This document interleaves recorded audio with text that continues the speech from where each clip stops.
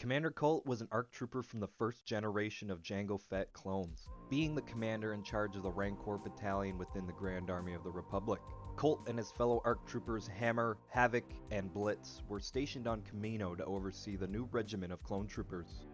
Domino Squad was the group we know oh so well from this newer line of clones, who were created with degrading Jango Fett DNA compared to the first gen clones.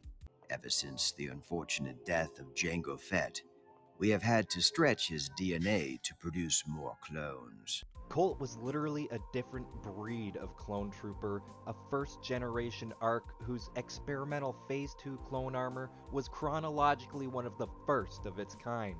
Him and the other Rancor Commanders wore Phase 2 type helmets even before Captain Rex did. I want you to meet Commander Colt of the Rancor Battalion. The clone cadets were set up in groups of 5 and were being trained specifically by these two bounty hunters named Brick and LS. Brick is the one who introduces us to the Rancor Battalion commanders.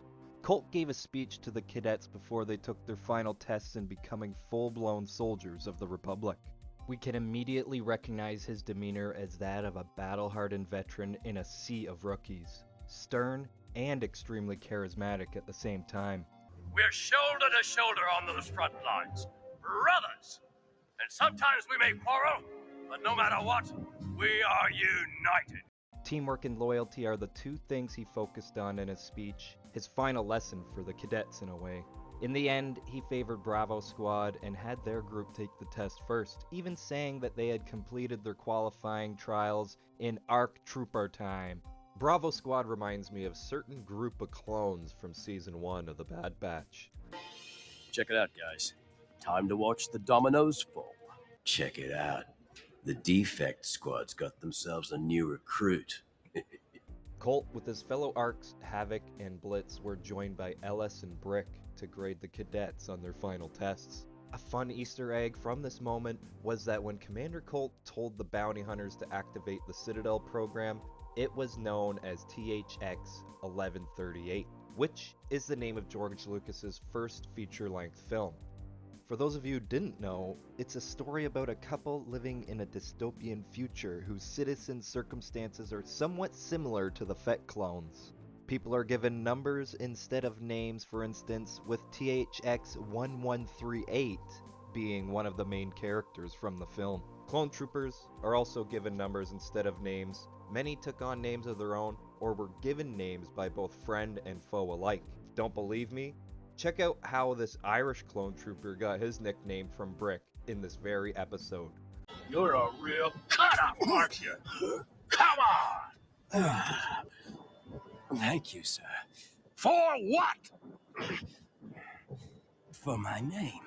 Heavy, Droid Bait, Echo, Cut Up, and Fives took the test right after Bravo Squad successfully completed theirs. The test was to defeat the droids and ascend the gun tower to obtain the flag at the top. Just before Domino Squad made it to the tower, they left Droid Bait behind, which caused them to automatically fail. This gave us possibly the most quotable line from Commander Colt. Broke formation, disobeyed orders, and you left a man behind. You broke rule number 1. Domino Squad failed their first try at the program THX 1138, but were allowed a second chance by Master Shock T where they would work better as a team and complete their trials to become soldiers. Commander Blitz gave the order to march forward to all of the shinies while Colt and Havoc led the recruits into their new lives away from Kamino. Well, it wouldn't be long before the surviving clone troopers made their way back to Kamino in order to protect it from an imminent separatist attack. General Grievous and Asajj Ventress arrived by sea in their Trident-class assault ships. Asajj can really put Grievous in his place, it turns out, and this might be the coldest shot I've ever seen of her riding in the assault ship. Their droid armies managed to sneak their way through the Republic blockade above the planet by hiding among the debris that fell down to Kamino.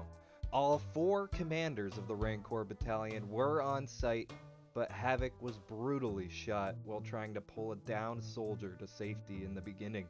Colt and his squad were the last line of defense for the cloning DNA chamber guarding the main hallway to the facility. Grievous, along with a horde of B-1 battle droids, pressed them down the crimson red hallways lit by emergency beacons. The commander's squad fell one by one to the droids until Colt was the last one left.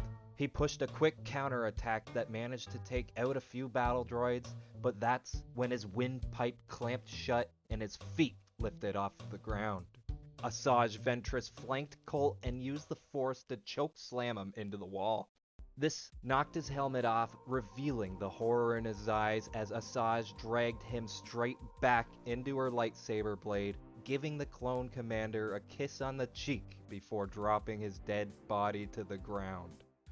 Colt, along with many men and children, did not survive the attack on Kamino, but they would, however, win the war in the end.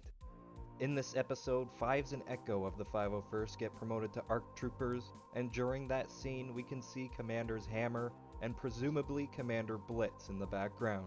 Unless there is another unnamed 5th ARC Trooper in this episode. Here's another shot where I can't really tell who the 2nd ARC Trooper is, for example. Hope you enjoyed today's video as much as you could for such a grim tale, and maybe I'll see you in the next one. He doesn't seem to take a hint, this guy.